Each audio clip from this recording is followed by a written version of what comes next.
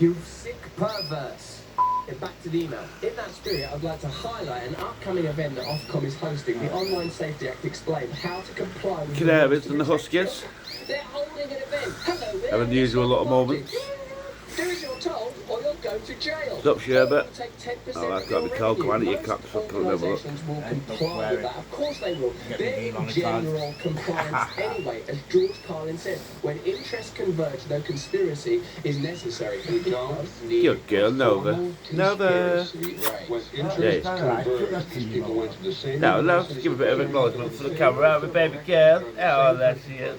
My little precious. They know what's good for them. Oh, it's close there, though. Can you taste the chicken? Can you taste it?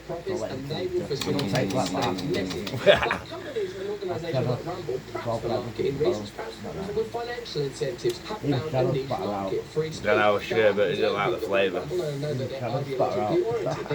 Too tangy, too tangy she was, love. It's funny in a minute, if she starts splashing, Nova's going to feel that wet, that'll get the attention.